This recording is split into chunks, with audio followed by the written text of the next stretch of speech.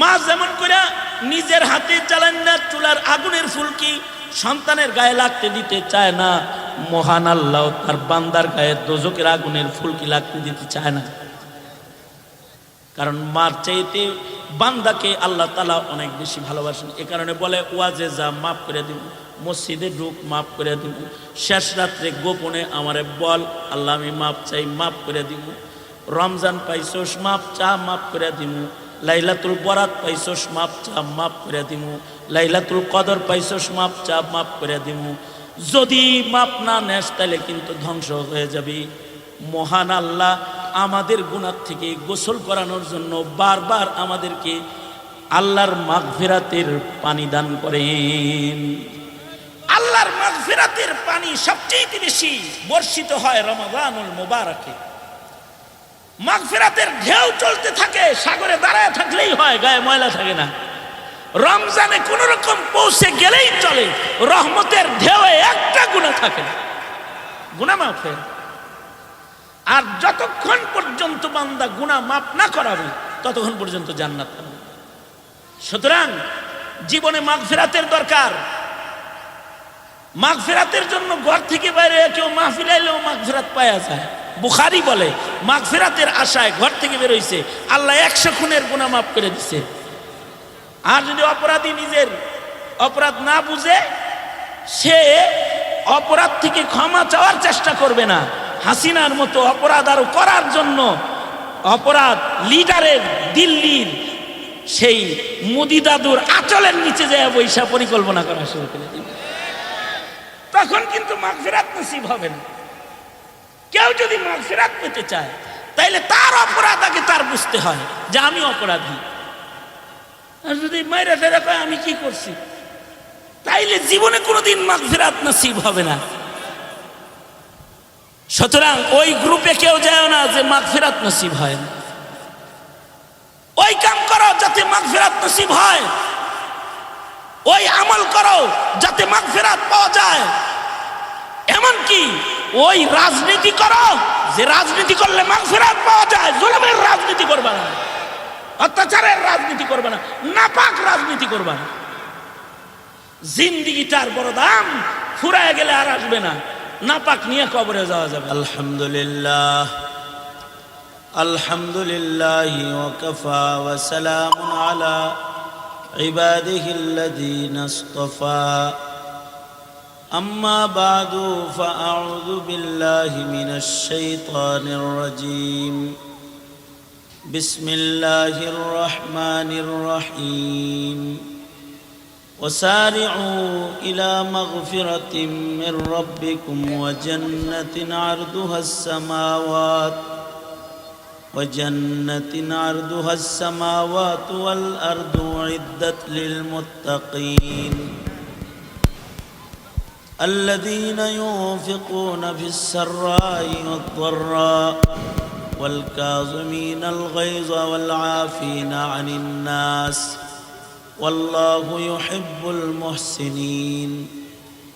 وقال النبي صلى الله عليه وسلم أعدت للمتقين ما لا عين رأت ولا أذن سمعت ولا خطر على قلب بشر أو كما قال عليه الصلاة والسلام. اللهم صل على محمد وعلى آل محمد كما صليت على إبراهيم وعلى آل إبراهيم إنك حميد مجيد. اللهم بارك على محمد وعلى آل محمد كما باركت على إبراهيم وعلى آل إبراهيم إنك حميد مجيد. ইনসাফ ফাউন্ডেশন পল্লবী এর উদ্যোগে আয়োজিত মহতে দোয়া ও ইসলামী মহাসম্মেলনের মহতারাম সাদাত, মহতারাম সভাপতি, উপস্থিত হজরত, বুজুর্গ, উলামায়ে কেরাম, সম্মুখ মানে সমবেত দিন প্রিয়, ইসলাম প্রিয়, দিনদার ইমানদার মুমিন মুসলমান ভাইয়েরা, পর্দার আড়াল থেকে আলোচনায় শামিল মা বোনেরা, আল্লাহর দরবারে শকর। আল্লাহ তাআলা ইয়াউমুল জুমআহ, গুরুত্বপূর্ণ দিন, এটি ইয়াউমুল মাগফিরা। এই দিনে আল্লাহ তাআলা সপ্তাহে জুমাবারে বান্দাদেরকে ক্ষমা করে থাকেন। এমন একটা দিনে আল্লাহ তাআলা আমাদেরকে নেক মজলিসে, দিনী মজলিসে আসার বসার তৌফিক দান করেছেন। কালিমাতুশ শকর, আলহামদুলিল্লাহ। ওলামায়ে দ্বীন কথা বলেছেন, আরও কথা বলবেন।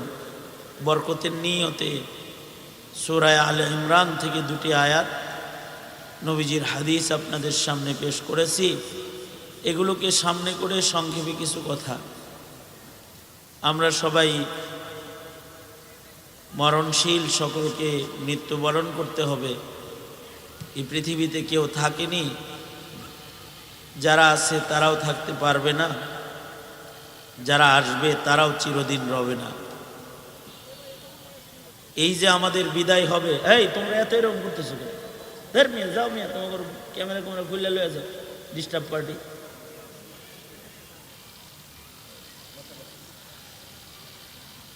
এই পৃথিবী থেকে আমাদেরকে চলে যেতে হবে।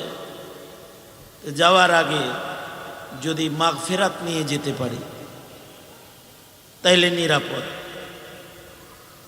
আর যারা মাগফিরাত নিল না তাদের জন্য বিপদ।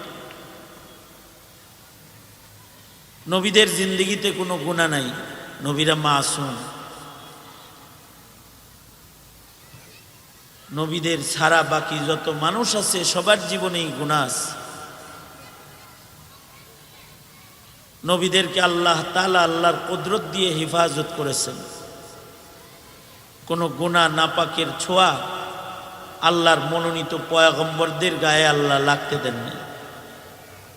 এছাড়া মানুষ যা আছে সবার জীবনে গুনাহ আছে, কিন্তু সফল হইল তারা যারা মরার আগেই মাগফিরাতটা নিয়ে নিল আল্লাহর কাছ থেকে। যা গুনাহ হয়েছে তার থেকে রবের কাছ থেকে মাগফিরাত নিয়ে নিছে, তো সে সফল হয়ে গেছে। কারণ যারা আল্লাহর কাছ থেকে মাগফিরাত নেয়, তওবা করে, তারা গুনাহমুক্ত হয়ে যায়। কায়াউমিন ওয়ালাদাতহু উম্মুহু, তাদের মা যেন কেমন যেন তাদেরকে কেবল প্রসব করেছে এমন হয়ে যায় যে তাদের কোনো গুনাহ থাকে না। আর গুনাহ যখন মুছে যায় তখন সে নিরাপদ হয়ে যায়। কারণ যারা গুনাহমুক্ত হয়ে গেল তারা জান্নাতে ঢোকার উপযুক্ত হয়ে গেল। জান্নাত গুনাহমুক্ত মানুষের জন্যই আল্লাহ বানাইছে। উইদ্দাত লিল মুত্তাকিন।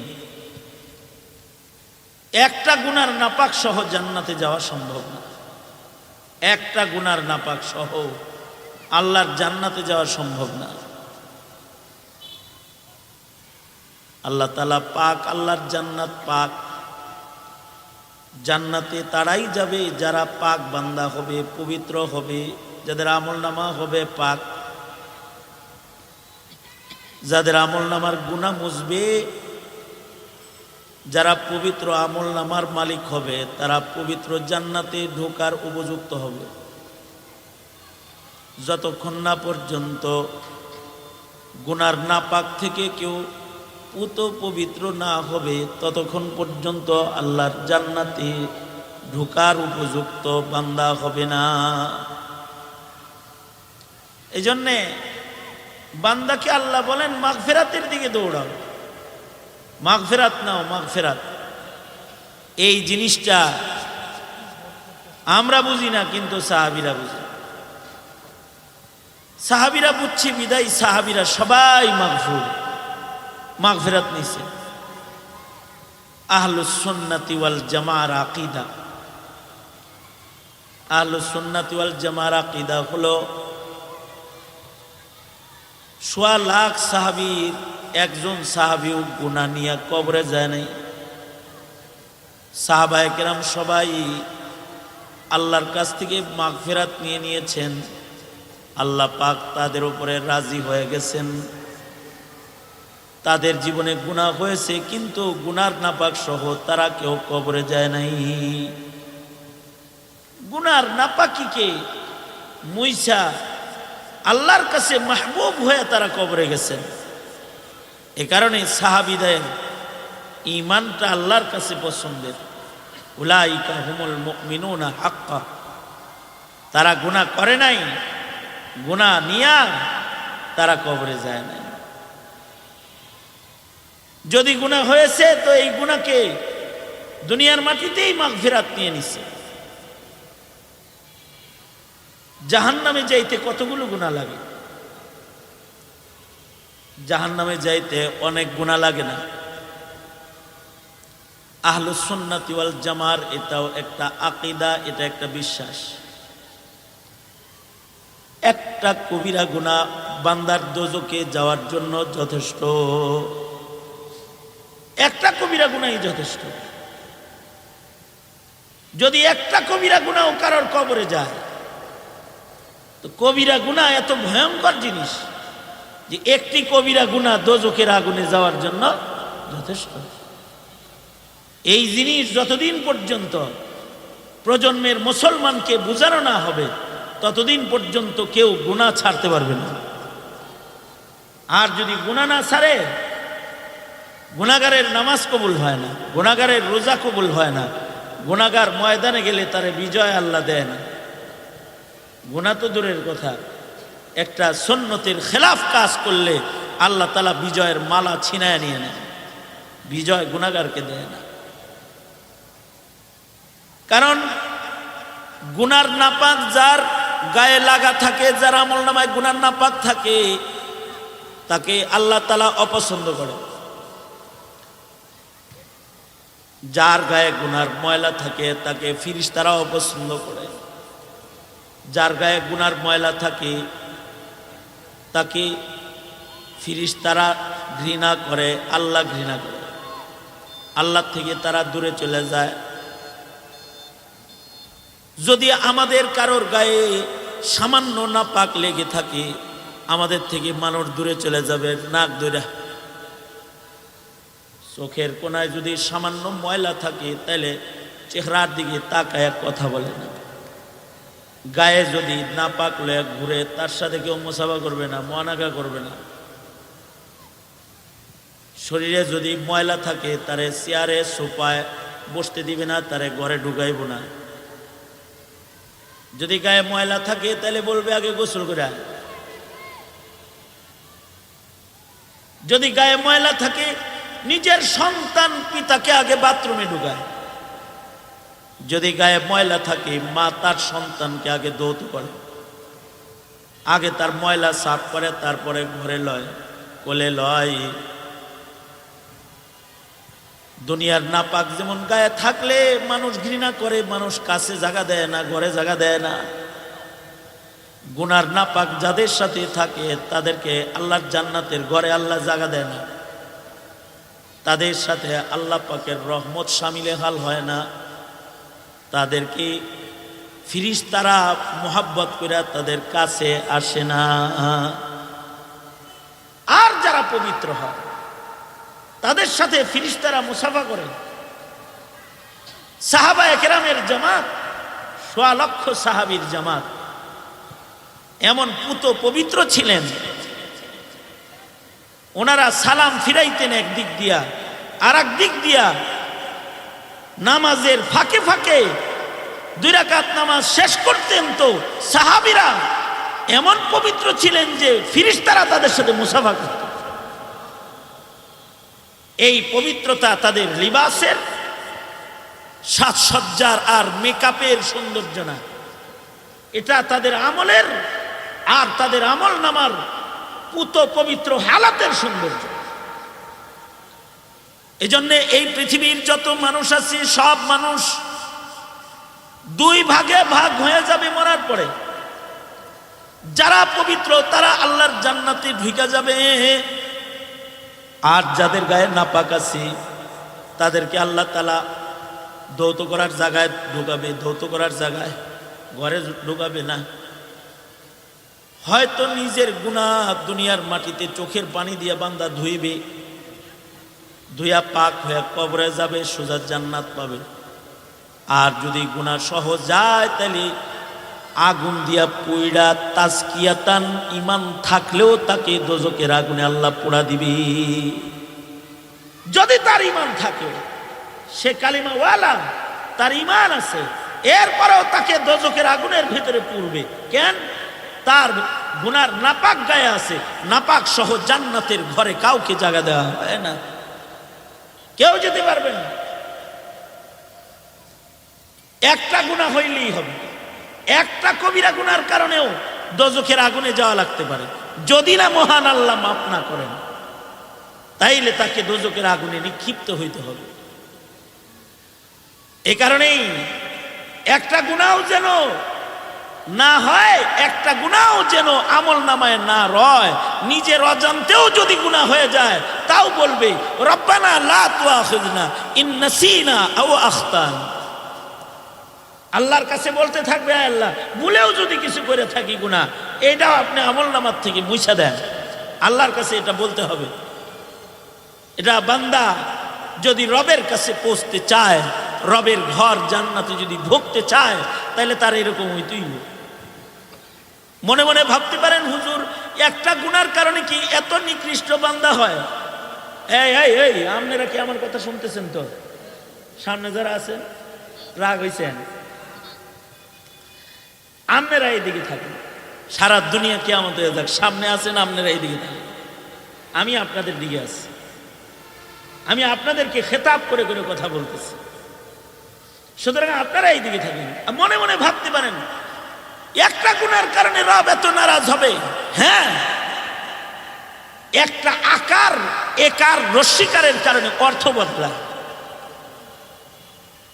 একটা ফুটার কারণে, প্রশ্নবোধক বোধক একটা চিহ্নর কারণে লেখা নিয়ে তোর কালাম হয়ে যায়, একটা ফুটার কারণে।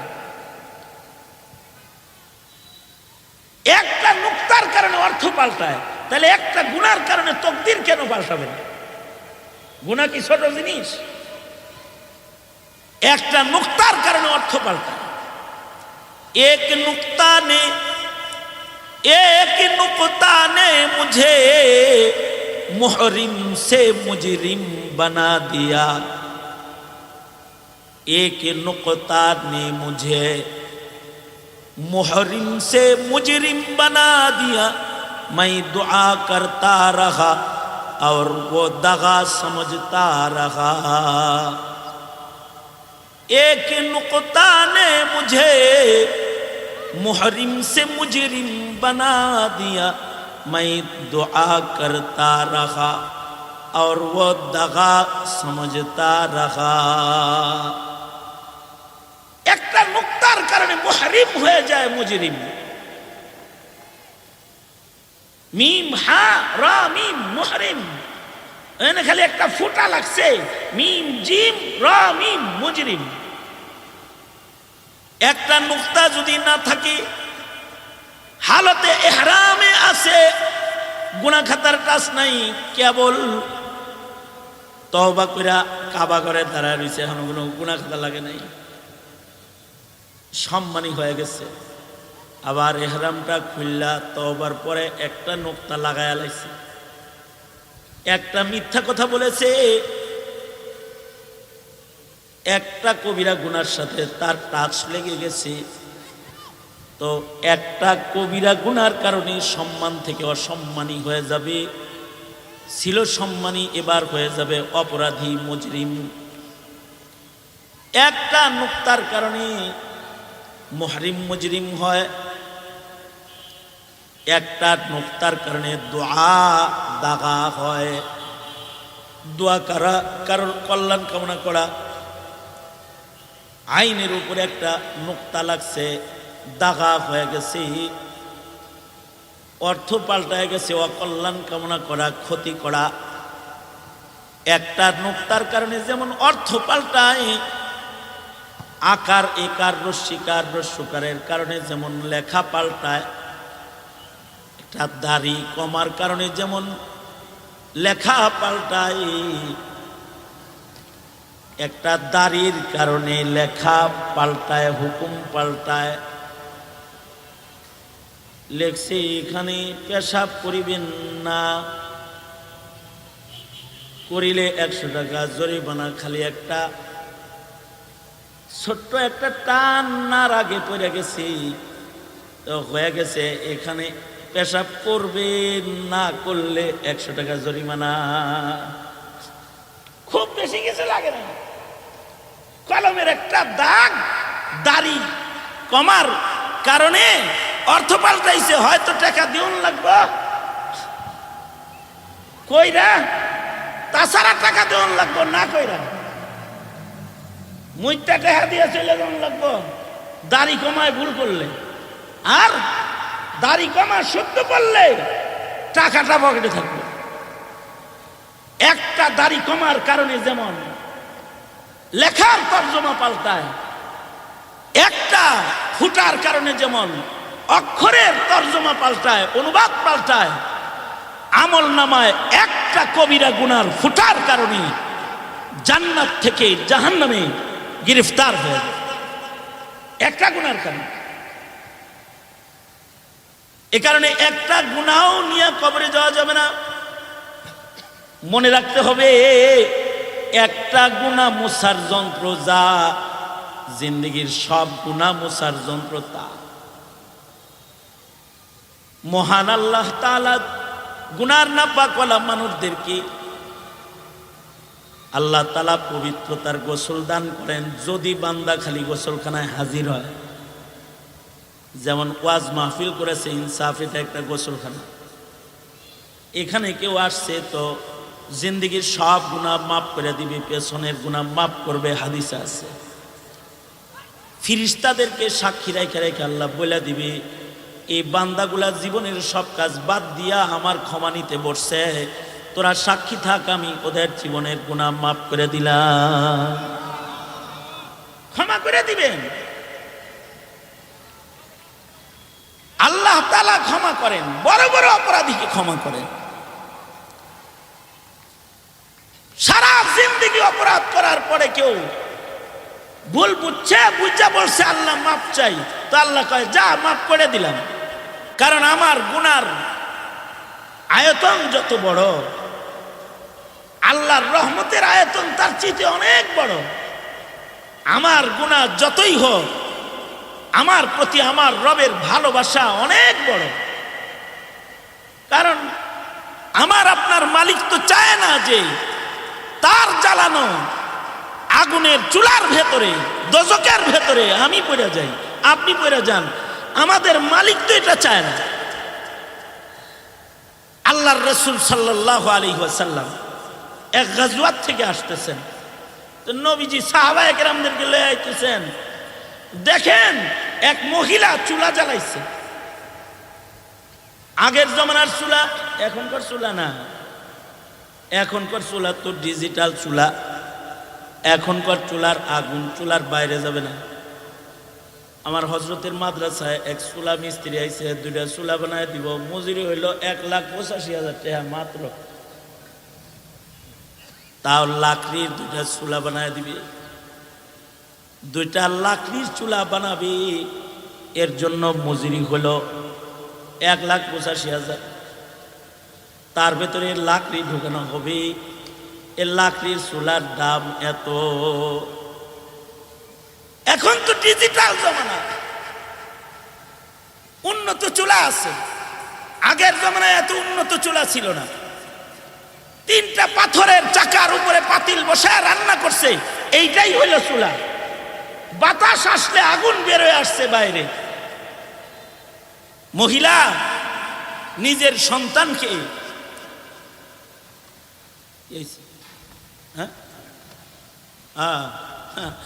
जो पानी आ गया तो तयम्मुम खत्म।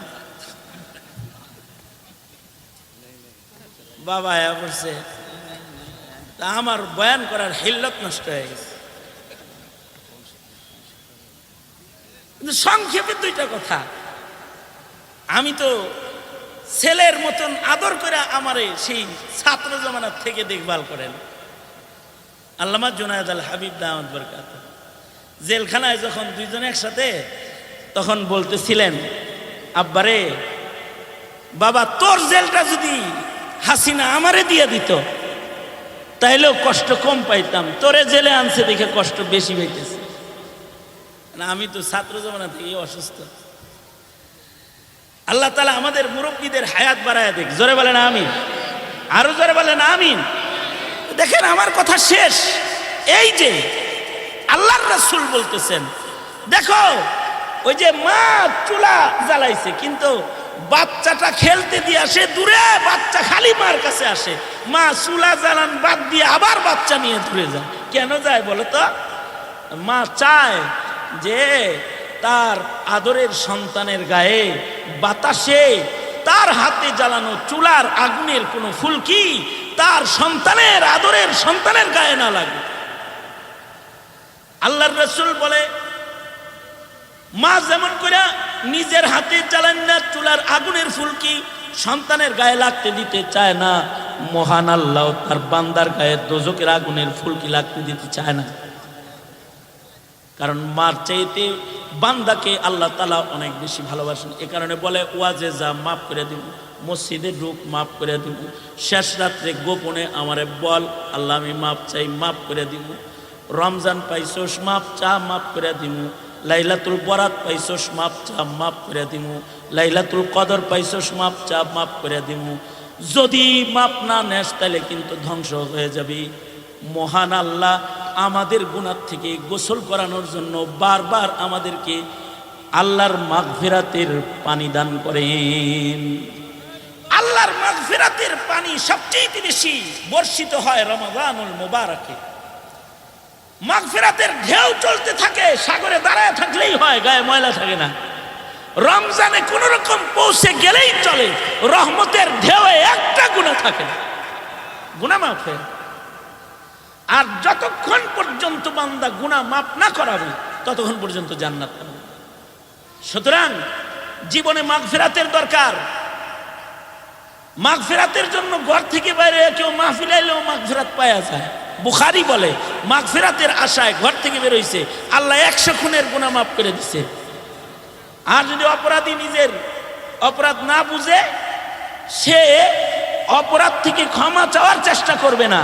হাসিনার মতো অপরাধ আরো করার জন্য অপরাধ লিডারের দিল্লির সেই মোদি দাদুর আঁচলের নিচে যায় বৈশা পরিকল্পনা করা শুরু করে দিবে। তখন কিন্তু মাগফিরাত নসিব হবে না। কেউ যদি মাগফিরাত পেতে চায় তাইলে তার অপরাধ আগে তার বুঝতে হয় যে আমি অপরাধী।